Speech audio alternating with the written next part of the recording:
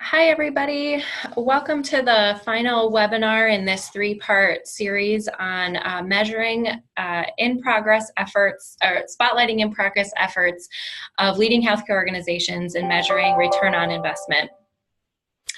For those of you that were unable to attend the first two webinars, those are posted on our website at www.chcf.org/CIN. This webinar features common pitfalls and best practices when measuring ROI. My name is Marie Hubbard, and I'm the project manager for the California Improvement Network, also known as CIN. For those of you that aren't familiar, CIN is a network of quality improvement leaders focused on innovation in healthcare. CIN is a program funded by the California Healthcare Foundation and administered by Health Force Center at UCSF. A few logistical reminders. Everybody is on mute except for our presenters. If you'd like to ask a question, please use the Q&A box at the bottom of your screen. You can scroll down and a panel will pop up and you'll see Q&A. We'll get to as many questions as we can within the hour. This webinar is being recorded, like I said, so we will post it within the new year, and please share it widely among your networks. So now I'd like to introduce our speakers. We have April Watson, Director of Practice Transformation at California Quality Collaborative, and she's one of CIN's managing partners.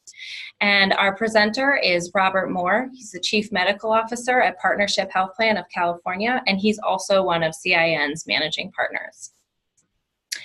So I'll now pass it off to April and Robert just to get us kicked off. Great, thanks so much, Marie. Yeah, I'm really excited this afternoon to have the third in our series of ROI for social needs, and learned a lot with the first two. And I love the way Bob has kind of framed this information because it's really overarching and will put a lot of context, I think, around what you've already heard if you've heard the first two. And I think Marie will plan to share, if you haven't had a chance to listen to the first two, she'll share at the end how you can access those, but they're both available online. So I'm really pleased to have Bob Moore, who's the Chief Medical Officer for Partnership HealthPlan, join us today and talk to us about some of his experiences using case studies and, as I said, really provide kind of a framework for how we can think about ROIs that address social needs. So Bob, take it away. Great, thank you. Just a quick sound check. You can hear me okay?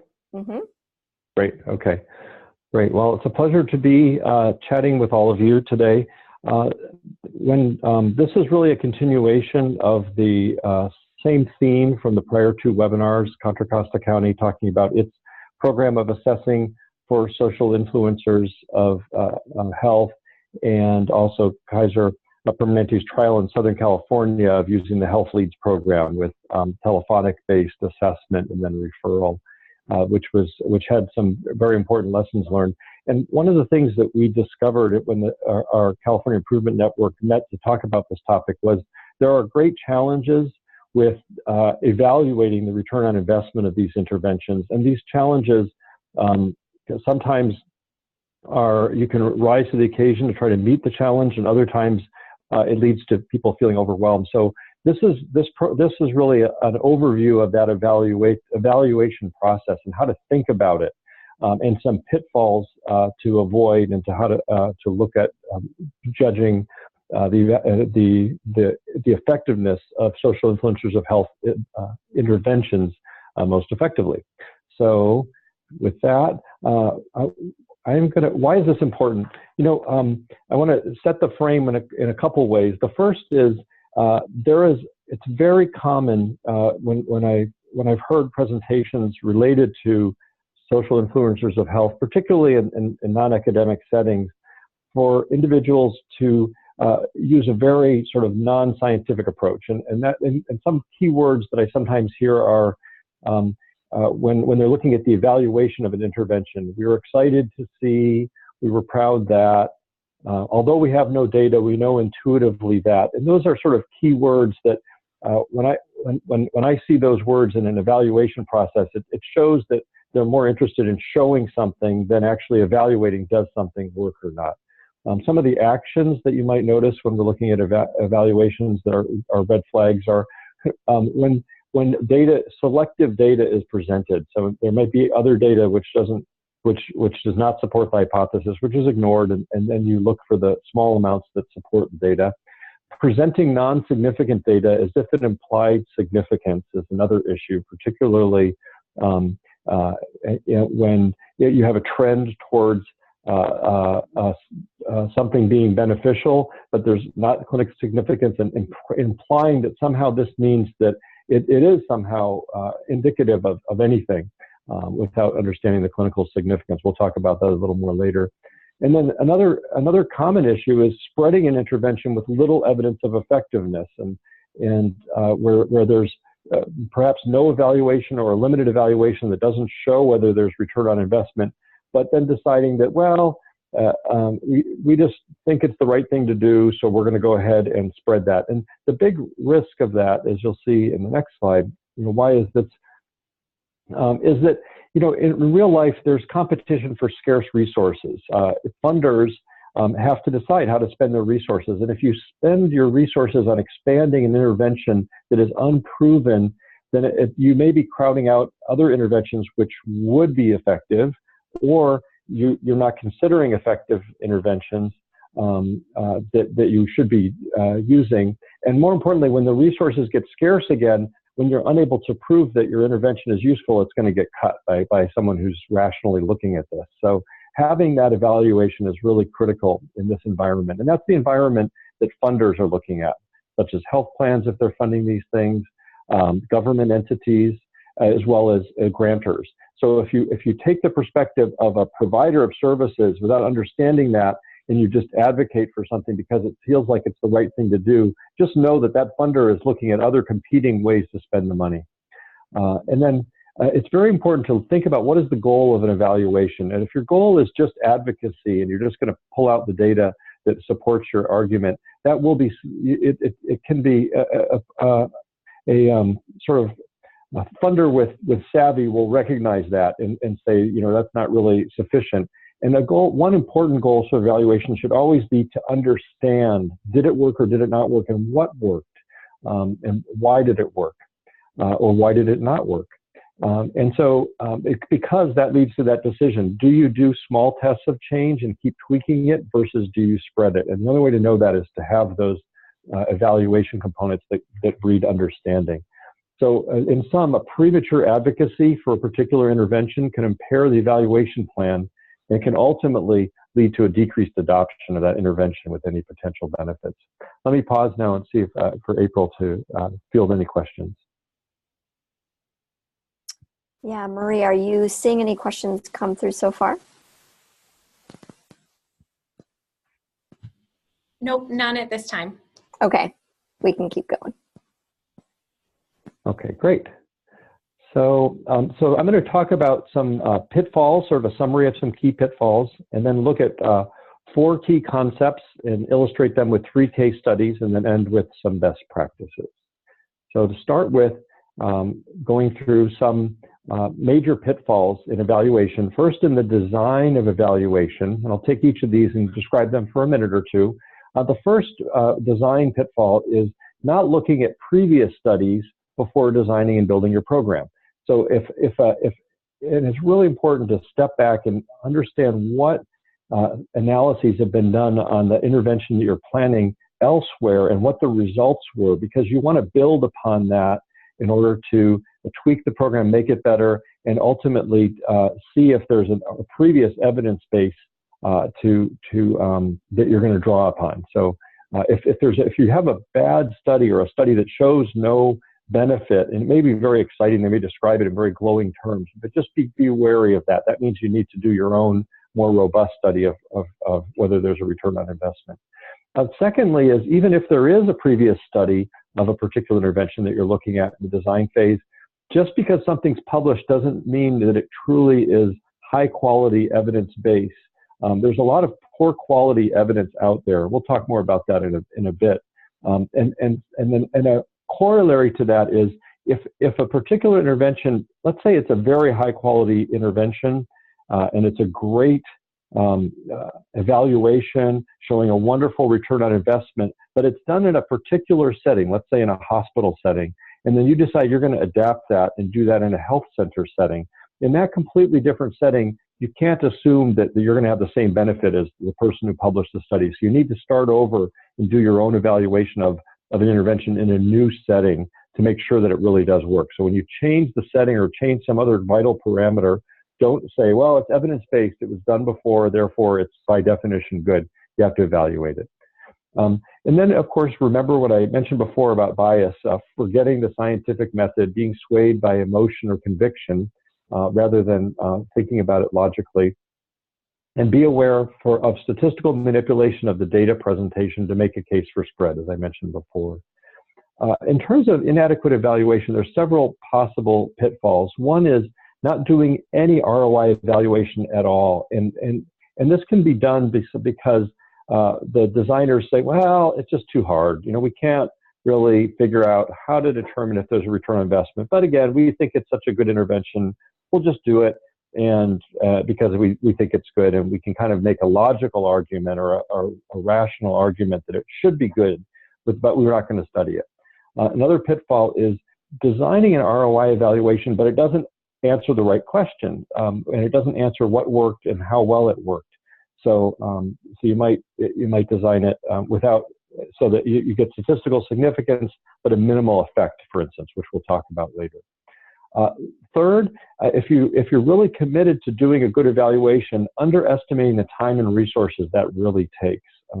If a good evaluation, especially if it's a complex intervention, takes a lot of back and forth with data. Even if you can write down on a few lines what the data analysis plan is, that will take many, many hours to generate the data, to validate the data, to confirm it, to clean it up, to run it, make sure you have your statistical analysis. It takes time and expertise. And then a fourth, which is a little bit of a subtle point, which we'll get into with the first case study, is trying to say that you're analyzing ROI, return on investment, but actually you have an intangible in there, using intangible benefits like lives saved or people's lives being better or people being less depressed. So saying we're doing an ROI, but then having the benefits be entirely intangible. That's not a real ROI, as we'll talk about. So I'll pause again, see if there's any questions about some of these pitfalls or any other clarifications. No questions at this time, Bob. Okay. All right. So let's go to key concept 1, definition of ROI, return on investment. And this is very core and sometimes misunderstood. So I apologize if it seems basic, but I think it's really important. First is the basic formula. The return on investment is defined as savings minus cost divided by savings. Some people erroneously think it's savings divided by cost, but that's not the right formula. So when you use the correct formula, what that means is that a break-even ROI is 0, meaning the cost is equal to the savings of the program. That means those two will cancel out and you'll get 0. And if you have something where the cost is greater than the savings, then you have a negative ROI, which means that you're spending more for the program than you're saving. Doesn't mean you're losing money. Well, it could mean you're losing money too, I guess. If you have a negative savings, it could be a bigger negative. So, but in general, it assumes some savings. If the cost exceeds that, it's negative.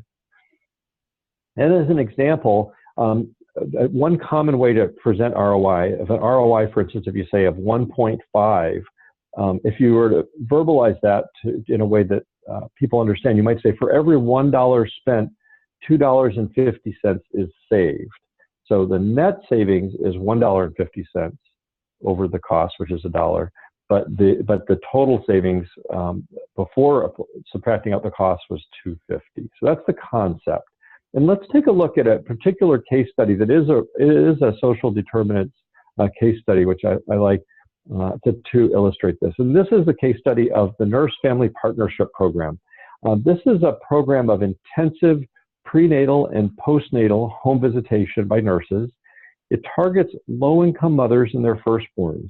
Up until 2011, The nurse family partnerships across the country served 145,000 families, and they had three goals: to improve pregnancy outcomes, to improve child health and development by helping parents provide more sensitive and competent care, and to improve parental life course or life choices by helping them plan pregnancies, complete their education, and find work. By design, the Nurse Family Partnership helps parents to understand how their behaviors influence their own health and their child's health.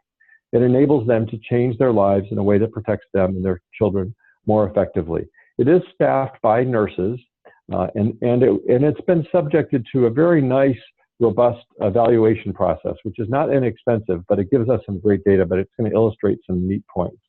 So with this program, I want to show you, so they had a good control group. They actually were able to find individuals who qualified for the program, but were not able to be seen by the nurses. And so they were able to, and they were tracked those over time. So, and in fact, many of the trials randomized. So it wasn't a question of this person qualified but didn't want to enroll, which is not as good as a truly randomized design. So they had limited funding. They couldn't take care of all the women who qualified, so they randomly chose who was seen and who wasn't. So it's a nice study evaluation. They did evaluate ROI and for healthcare costs as well as other costs, which we're going to look at now. This is a summary table, which I'm going to walk through with you, that they use to look at what they call the present value of benefits and costs per family served by the Nurse Family Partnership. And this is for California up until 2010. So a fairly large amount of data. And let's now notice they do use the benefits as opposed to the savings, but they assigned a dollar amount to all of their benefits. So they try to make it an ROI analysis. They call it a cost benefit ratio, but it really is assigning dollar amounts to all of the benefits, as opposed to saying it costs, $50,000 per life saved. They assign a dollar amount to how much a life is worth, and then they do the math from there. So looking at this, the first thing is to look at the bottom here. The cost benefit ratio they calculate is 4.2. And often when you read articles, you don't see any of these other numbers. You just hear about that for every dollar spent, there's $5.20 saved. And that sounds pretty impressive and compelling if you don't look at any deeper. You'd say, wow, that's a great investment. We should spend millions, as much as we can, on this intervention. So that's pretty compelling. But let's look deeper into that. The first thing to look at is here you can see they've totaled the total benefits of 50. This is per family that's served, and their total is $51,204 per family served. But if you look down underneath that, they divide it into intangible savings, $40,000, and then resource cost savings, which is about $11,000. So that's the true cost savings versus assigning the dollar amounts to other intangibles. And that's really important because if you look up here, half of the total benefits are assigned to fewer infant deaths. And they assign a very large dollar amount to an infant death, which then divided out by all of the families served works out to be $25,000 per family served. And so it's hard to, the value of a child is very tricky. If you try to do the value of their income throughout life, then you'll get a very high dollar amount. But no healthcare entity is seeing that dollar amount. There's money that's not spent as a result of it. So by assigning that dollar amount, you're not really generating a savings for anyone. So that's an important concept. The other thing to note here, if you look down to the fewer youth crimes area, the arrests and crimes, that entire dollar amount, some of that might be intangible, but some of it is incarceration costs. And I don't go through the details. About half of that is incarceration costs. That's money that the government does spend on people who end up being incarcerated more often, and so divided out by all the parents. And so that is a sum of money, but that's not savings that are incurred by the healthcare system. That's savings incurred by society and by the government at the county or state level. So when you look at that, if you kind of subtract all that out, when I did the math, and I won't show you all the details, but of the cost of the program, which is $12,000, I didn't circle that, but just under the bar under the 40,000 is the cost. The cost of the nurse-family partnership is 12,000 per family served over the course of the treatment of all those visits, largely because nurses are kind of expensive. About half of that can be attributed to savings on the healthcare side, largely the decreased first preterm births as a part of that. And then some of the costs associated with child maltreatment as well. So about $6,000 or so. So if a health plan were to invest $12,000 in this program, they would save $12,000. Society would save maybe the criminal justice system would save another $5,000 or $6,000, and then there's this intangible savings that are out there as well. But as you can see, to try to justify the healthcare delivery system paying for the entire program, it doesn't make sense because they're not getting the entire savings. So one concept is the idea of braided funding, where you might have the criminal justice system putting in half the money, and then a healthcare delivery system that's saving money and put in the other half, and together they could cover the cost of the program. So that's one way to think about how do you fund a social determinant intervention where it splits up the benefit between a societal and a healthcare cost. And then there's another thing to consider, which is the reason this, when you remove the intangible savings, that the ROI gets closer to a negative for just the healthcare cost, is because the nurses are so expensive. So there's another program that's called the Healthy Families America, which trains non-nurses with some core skill sets. The idea is, what is it about this intervention that is so important? Is it the nurse that's driving the decreased cost, or is it the counseling and talking to the patient? So this other program, Healthy Families America, which also has an evidence base, looked at lowering that total cost per family and making it more cost effective for the healthcare delivery system to fund. And so that's a model that's been taking off more recently. So that's an example of how you look at the ROI analysis and really understand it, and also how to divide up the ROI for the healthcare delivery side and societal side. So I'm going to pause, see if there's any questions or clarifications, and I think April may have a question for you. Yeah, thanks, Bob. So we do have one question that's come through for clarification back when you were sharing the formula for ROI. And just want to clarify, because I think you may have said something that was different on the slide. So is it ROI equals savings minus cost divided by cost? Is that correct? That is, I think you may have return. Said, yes, that is correct. Yes. Okay, so the slide is correct. Yeah. Great, thanks. So that was just a clarification. Yep.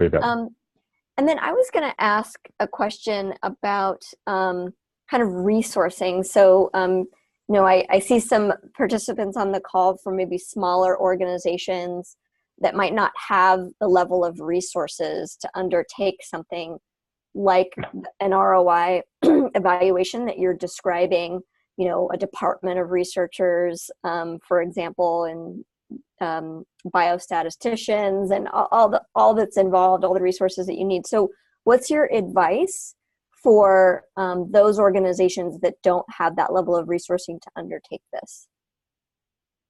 That's a great question, and I think there's a couple of options to think about. One is if there is a large amount of, if you can find evidence for an intervention being effective, that's high quality, and you implement that with high fidelity, meaning you're doing it just the way that it was intended. So if you, for instance, did a nurse-family partnership with exactly the way the national program was set up, then you can have a pretty good confidence that you're going to see, given that there have been many studies, including controlled studies, you can get an idea that this data is going to be better than anything you could generate yourself. So your key is, can you show that your fidelity is good? And if you can show your fidelity is good, then you can assume that the data works. If you really don't have any evidence base behind it, then another option is just not doing that intervention. Even though you're tempted, you say, we really want to do something that's good for people. Don't think that you're saving money just because you have logic behind you, because if you have no data that you're collecting, or nobody else has shown savings, there's a good chance that that's just not true, no matter what your desire is. Or you can just say, we're not saying this is going to save money. This is just for the good of the community. We're going to do this. It's sort of sunk cost. So if you think of it as just a sunk cost. So those are three approaches. But the thing you don't want to do is to say, we're saving a lot of money, but we can't show it, and no one else has shown it either, because that's not really scientific, and funders will see through that. Yeah, great.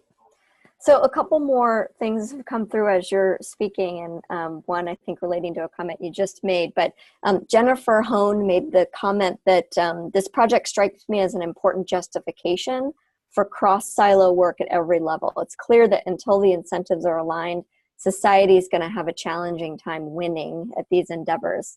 I don't know if you have a comment on that. No, I think it's true. If your intervention doesn't generate sufficient savings to pay for the one sector doing it. Now, let's say that this same Health Nurse Family Partnership had shown a $15,000 medical cost savings, another $10,000 in corrections savings, and then the rest is intangible.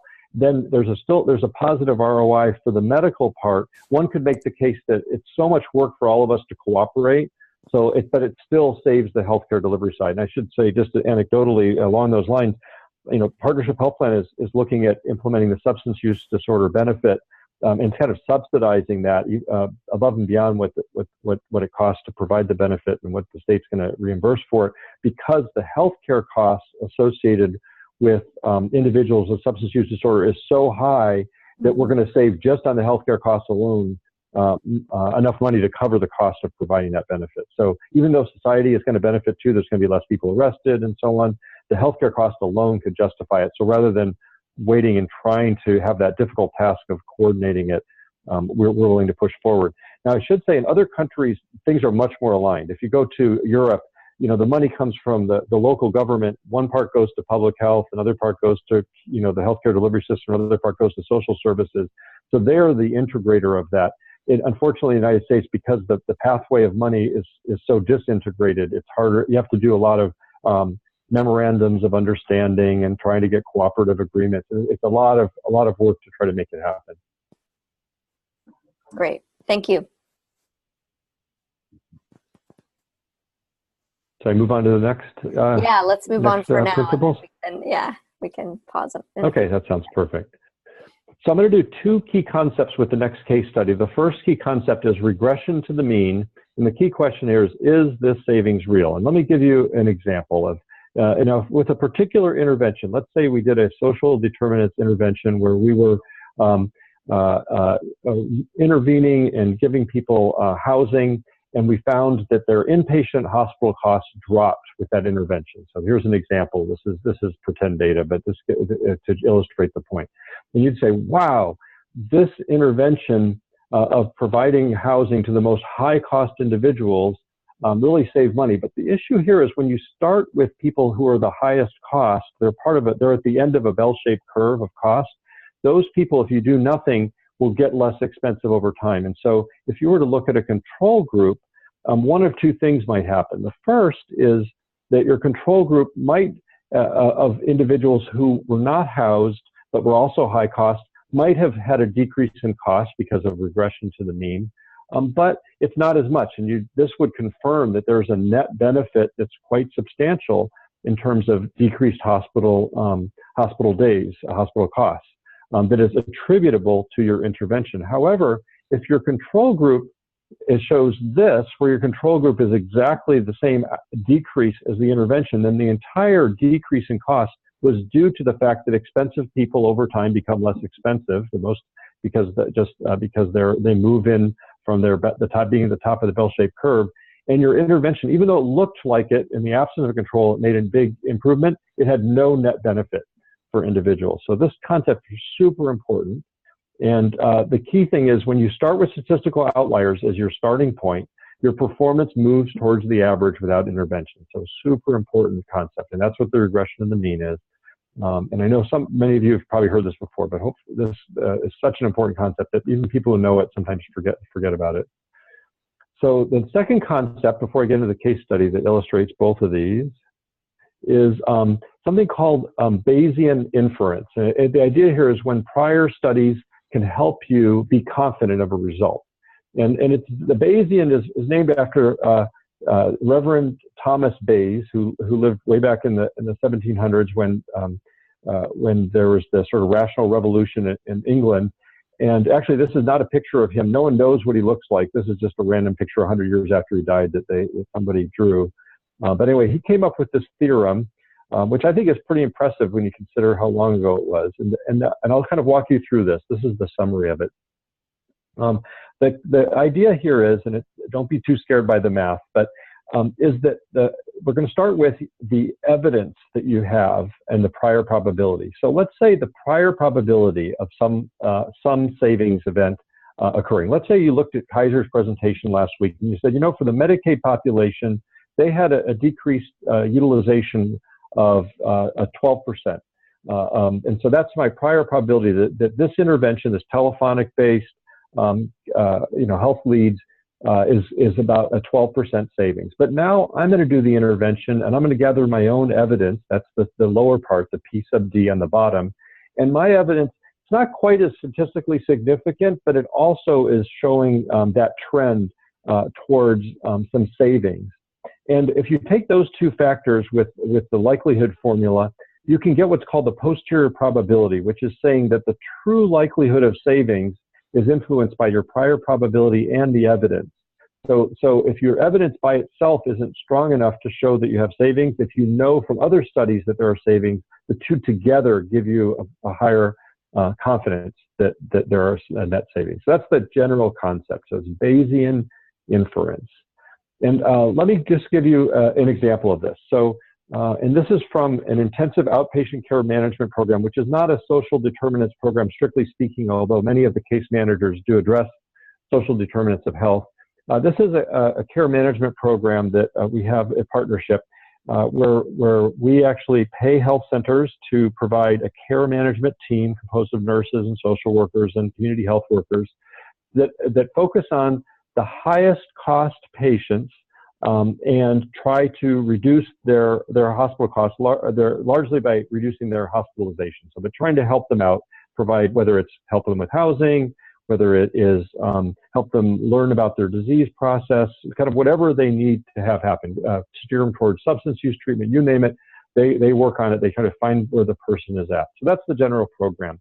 And we did a number of analysis of this. And first I wanted to show, I think at first I have, one quick thing. We did, when we did this analysis, one pearl that we learned is you can try to look at all healthcare costs, but the problem with that is there's a lot of noise that you can get overwhelmed with. And in the end, if you use the Pareto Principle, where is the biggest cost in the healthcare delivery system? It's an inpatient cost. It's way more than everything else. All other costs put together, and if you don't do long-term care, which we do, but if you take out long-term care, it's very, very large. Even pharmacy cost is less. So ER visits, inpatient visits, other little things, they're insignificant in comparison. So a little bit like that previous case where they have a lot of little things. They say that $3 is saved from, for this particular intervention. So we ended up just focusing only on inpatient because that was still complicated, but it eased the analysis quite a bit. So it made the analytic process a bit more manageable. So here is an example of the ROI analysis. And this is from round one. I'm going to show you the additional, we've done a number of analyses, but this is the very first round of doing this program. So we had two different sites that we piloted this program at, call them Site 1 and Site 2. And you can see the baseline hospital cost. This is the 6 months before each patient entered into the program, and we just kind of summed them all together. And then we looked at, after the intervention, what the post-intervention cost was. And you can see it was a pretty huge decrease, an 80 to 83% decrease in hospital costs that is associated with this particular time period. And then interestingly though, look at our control sites. We looked at 11 control sites. We had a very robust process. We picked patients that would have qualified for the program and were not enrolled, and we just watched what happened over time. And what we did is we found that when we did the same process, the decrease in cost for those control sites averaged out to 63%. So with no intervention on our part, there was a 63% decrease in hospital costs. So what that means is you have to the attributable decrease that's due to the intervention in those two sites is 17% and 20%.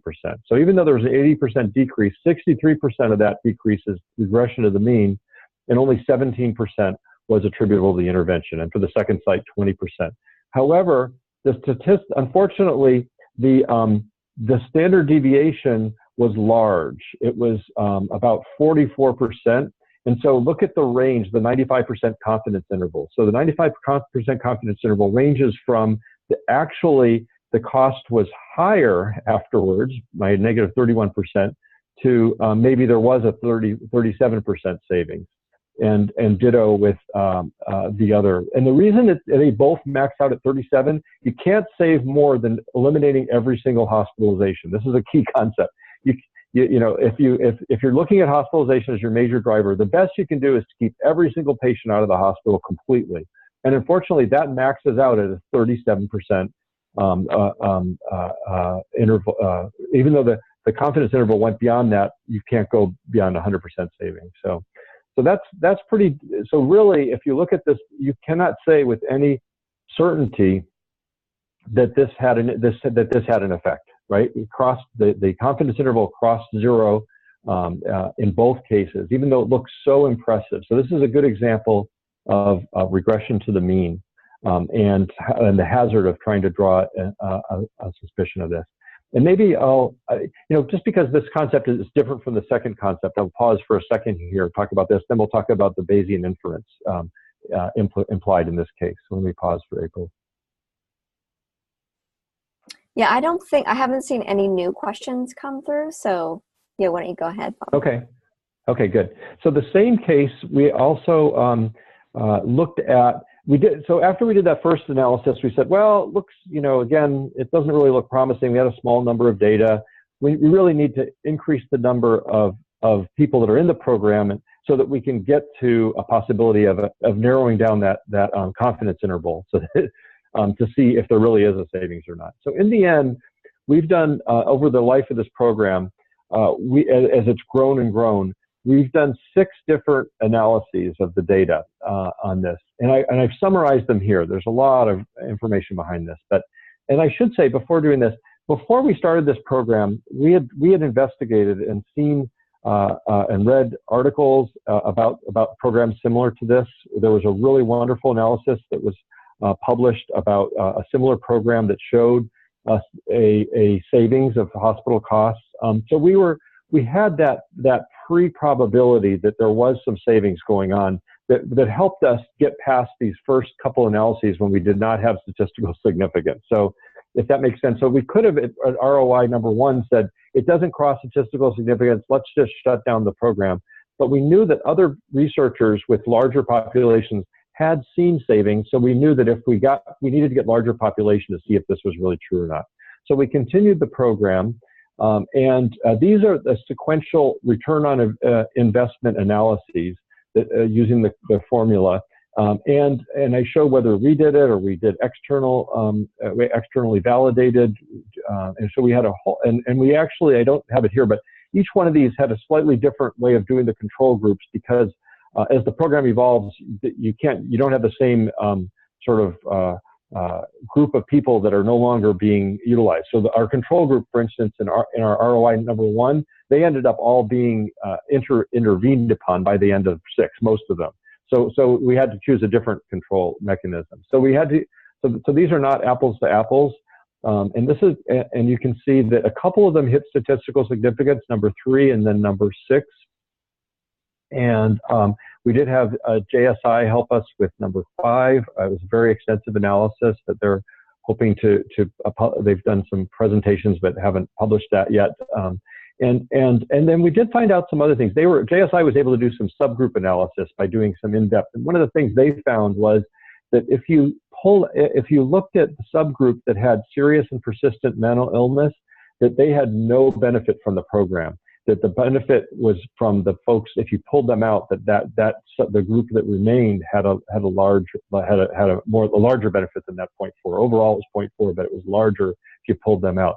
So that's an important idea, that this intervention is kind of a blunt intervention. Maybe not all patients are equally suited, but you have to have a large enough number of people to start to get at that information, which is so critical as you're growing a program. You don't want to assume that the first time you hit statistical significance, you freeze the program and just do it that way forever. It's really important to be willing to, which is kind of what happened in Nurse-Family Partnership. You got to be willing to adapt the program over time. And then how this relates to Bayesian inference, collectively, each of these studies is now showing a positive ROI. None of them showed a negative ROI. You can do meta-analysis is one way of doing it. They are different formulations of different control groups and so on. But that plus the prior studies gave us as a business team the confidence that this indeed has a true positive ROI after doing 6 statistical analysis in the prior one. And it's probably, the average is around, around 1.2 or so on average. So that was enough for us. And to be honest, we're not, unless we change the program dramatically as we continue to spread it, as long as we stick to the same model, we're probably not going to do any more real in-depth analyses. The last one, number 6, was a smaller analysis, but as the numbers have grown, it's easier to show statistical significance. So I'll pause, see if there's any questions about either of these two, the Bayesian inference or also the idea of regression to the mean. Yeah, great, thanks. So I'll let Marie tell us in a minute here if we have questions coming through, but I did want to just ask, Bob, I think you're going to talk in a minute about some different statistical tools, but I think even before choosing a tool or method, how do you decide, what's the decision-making process for whether to undertake, this level of return on investment analysis versus something else like a cost-benefit analysis or something, there's kind of a number of different ways, I think, to think about evaluation of programs to address social needs. So I'm just curious about the thought process there. Sure. Well, and I can tell you what we were thinking as we kept doing these, which was, indeed, it's the criteria is your CFO has to believe that it really saves you money, because, and once you can get to the level of confidence that they really believe it, then that's good. Because a CFO is, they can be very wonderfully nice people, but at the end of the day, they need to see dollar savings to justify doing a new expenditure. Saving lives doesn't keep the company afloat. And so, so I think we all know that intuitively. There's lots of ways you could spend money to save lives in our communities, but in the end of the day, that money you'll just go under as a company if you don't have some way to keep the income flowing. The other thing you could think about is, we'll save money in this program, and that savings can be used for other initiatives that don't save money that may have other benefits. So that's another way to think about that. So I'd say that if you had to, as a health plan or even a health center or anybody, if you could write down all the potential interventions that would improve quality, save lives, and then you just separately say which of the ones do we know are going to generate more savings than they're going to cost. And if you put those at the top, do those first, because those will generate the money to pay for at least a few of the other ones on the list. If you start with the other ones on the list, you'll just run out of money and never be able to give yourself the capacity to do more. Thanks. Marie, do we have any questions coming through that you can see? No other questions or clarifications at this time. Okay, great, thanks. Great. So let me just go into the last key concept, and that's the confidence level in business decision making. And the preface here is that, when we think about the confidence level and talk about 95% confidence intervals, that's done for scientific research to understand what's really happening on a knowledge basis. And very, very often with business decisions, they are made based on just the numbers you have. And if you were to say, is that due to a particular intervention, you'd not be able to show a statistical analysis. So it's very important to kind of figure out, understand this difference. And let me explain why this is so important. The big reason is, is that when you're trying to determine that, let's say that an intervention had a benefit, looking at evaluation, you need to choose the correct statistical test if you're trying to show a confidence level, and be very skeptical of anybody else's analyses. I showed you in that first case where they said the ROI is 4.2, but then you look at it and there's a lot more story to that. And it's actually impressive. Once you have a statistical background and you look at studies and you look at articles published, it is scary how even in major journals, how often you see erroneous logic being used and wrong statistical methods. And I found this particular reference from a guy named Kleiner who wrote a paper saying most scientific papers are probably wrong, and he kind of went through an analysis to show how we got to this point. But the point is that statistical methods are very complicated. To know which method to use to make sure you're getting statistical significance is not easy. It's not something you just kind of do a quick Google search and plug in the numbers and see what happens. So that should hopefully make you skeptical of anything you see published. I've seen errors in the New England Journal and JAMA and so on. Or non-errors, but poor interpretation. So just always be very skeptical. The second concept is the idea of a magnitude of difference versus is a difference real. And here's a concept, and this is very common in the literature. If a literature, let's say they publish that that intervention, that a particular social influencer of health intervention, let's say providing food, showed an absolute difference in healthcare costs by 2%. So we were able to decrease healthcare costs by 2%, and that's statistically significant difference. It's P is 0.001, where statistically significant is less than 0.05. Is that really meaningful? I as a policymaker may not get too excited about a 2% difference. But let's say that somebody did a study, which probably wouldn't be published, but maybe it was a side finding, that found that providing food had an absolute difference in cost of 80%. So a huge difference in cost, but that didn't hit statistical significance. The P was 0.01, and you read in the depth of the study and showed that it was 50 people. So it was a very small intervention. Now that's kind of interesting because P of 0.01 means that it crosses zero. Maybe there's absolutely no intervention. But I would look at a study like that and say, since there's some plausibility in the argument that providing food decreased costs, maybe we should expand this enough to see if this is true or not. Not to roll this out across the state, but maybe we need to add another 100 people into this and then see if with that larger number where it's going. Because if the absolute difference is anywhere that high, it's going to be something that could provide a lot of benefit to people.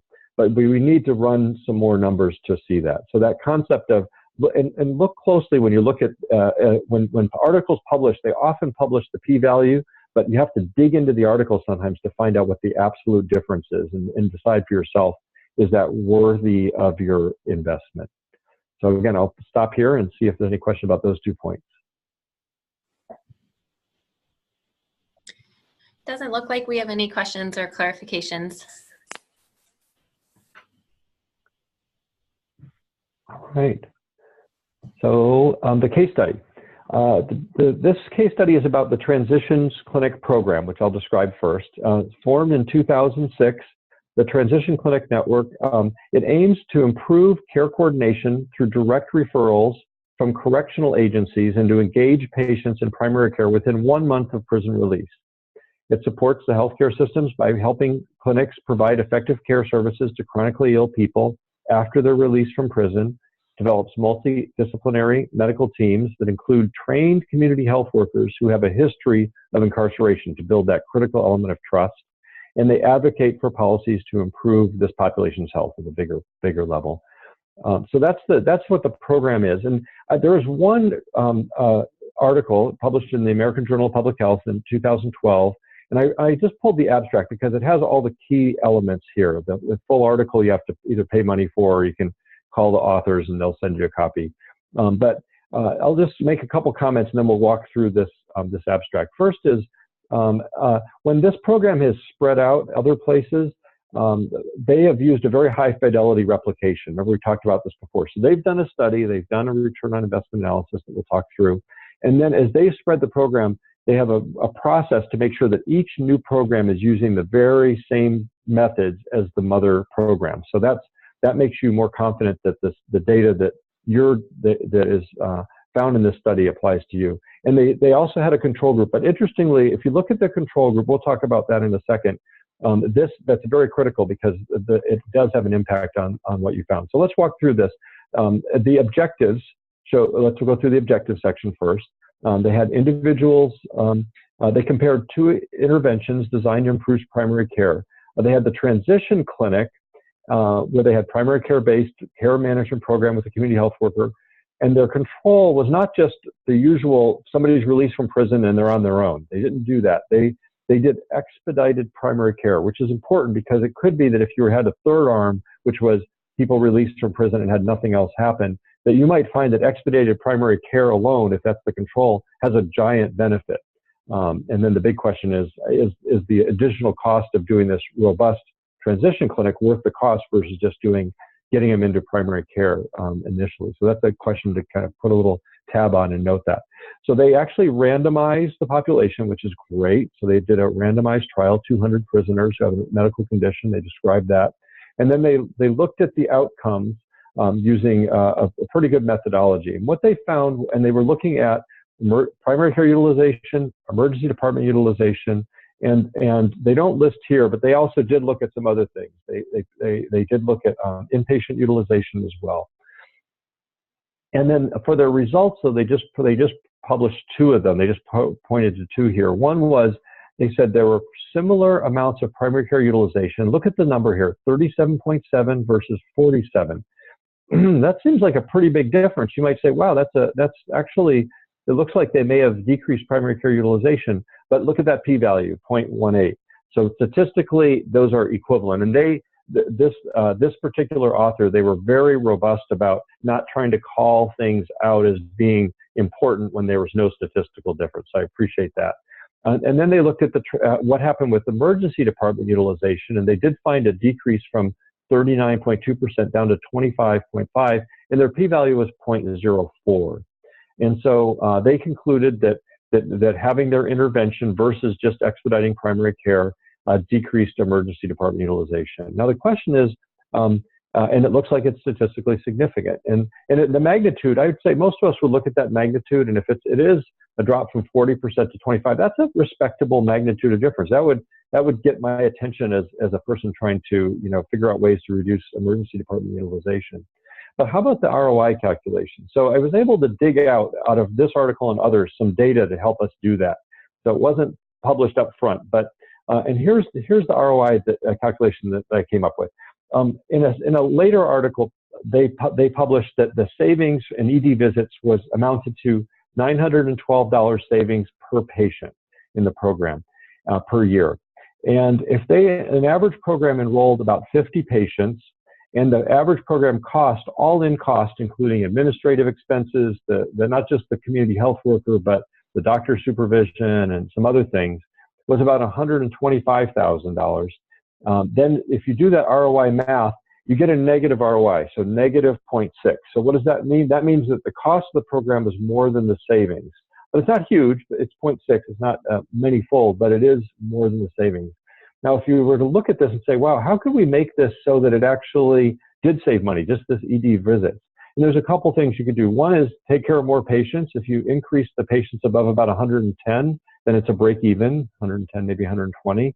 The other thing is if you find a way to use less doctors and just say, we're just going to use the health workers and health guides and minimize our expensive medical costs, you could reduce this potentially to $20,000 or $30,000 and have a net savings.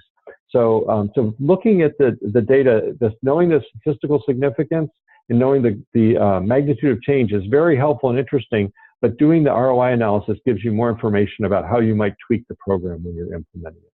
So I'm going to pause, see if there's any questions about this and about this concept of thinking about the business analysis.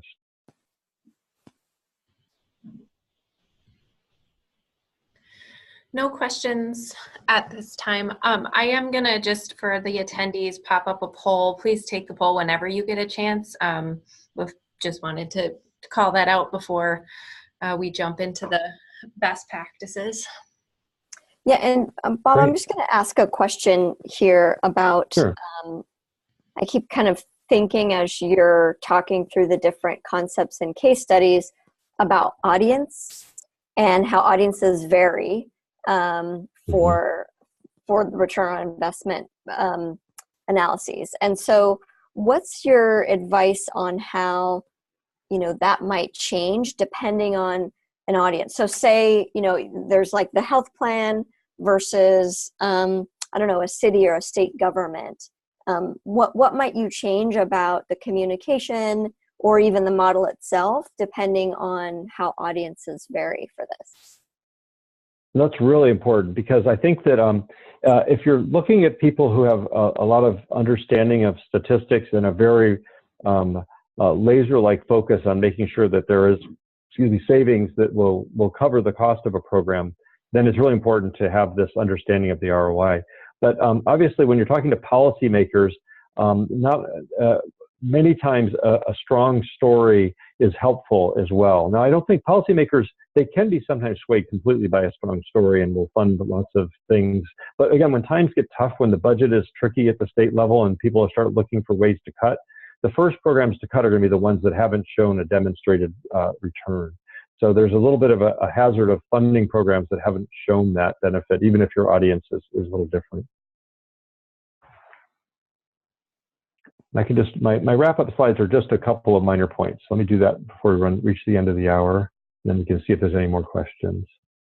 Summary of best practices, and these are somewhat related to what we did. The first is try to find a good control group. If you're really going to do an evaluation, find a good control group, think about that, talk to other people who have experience, and ensure that your collection of data is efficient. Remember this example I gave of collecting just inpatient hospitalization data, a lot more efficient than trying to look at every single cause of hospitalization. For your evaluation component, again, tracking the most significant potential savings, not looking at every part of it is a good way to look at low-hanging fruit. And then thinking about, as we talked about in a couple of cases, tracking and accounting for the societal benefits as well as the healthcare costs.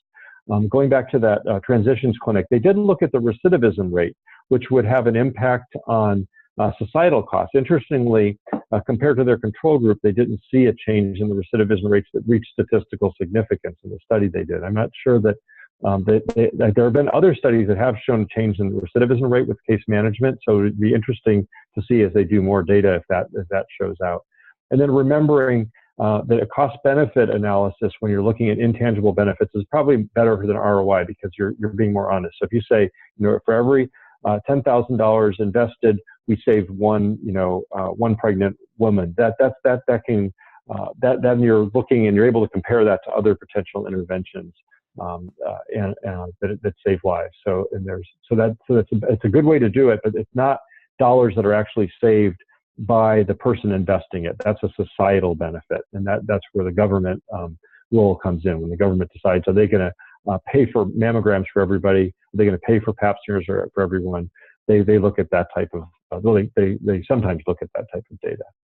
So those are just a few summary of best practices. And now last couple of minutes for any other questions. Yeah, there's a few questions here. The first one goes back to your slide on the transition clinic program.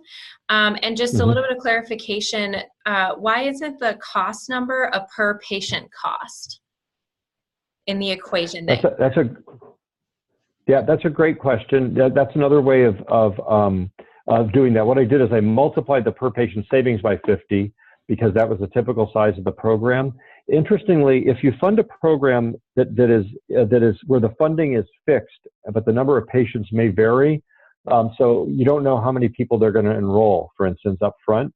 So if they say we need $125,000 to cover the staff cost of this program, and no matter how many people they enroll, that's going to be that cost. It's sort of a fixed cost for the year, if you will.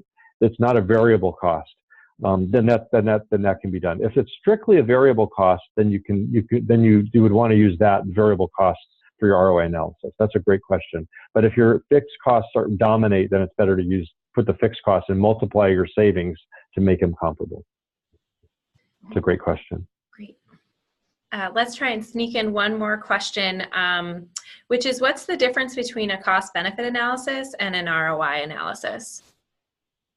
So an ROI is a number, 1.5. So for every, $1 spent, we save $2.50 with the ROI 1.5. A cost benefit typically says for every dollar invested, we had, for every $10,000 invested, we had 2 decreased deaths. We had, one less person drop out of high school, and so on. And you can try to artificially apply a dollar amount to that, but it's pretty artificial, and no one sees those dollar amounts. So it's better to just be upfront with how much you're doing, because then you can compare it. If you have 10 different interventions that reduce high school dropouts, then you can compare them and say, here's there's different interventions. This one costs $2 per dropout reduced. This one costs $10,000. They both reduce dropouts, but the one that's cheaper is the one that's better to go with. So.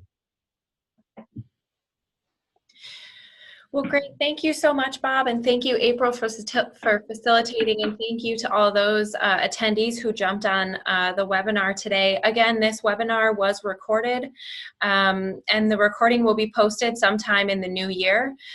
For those of you who weren't able to watch the first 2 webinars or attend live, those have been posted on our website at www.chcf.org/CIN. I hope everybody has a wonderful holiday, and thank you so much for coming today. Thanks so much.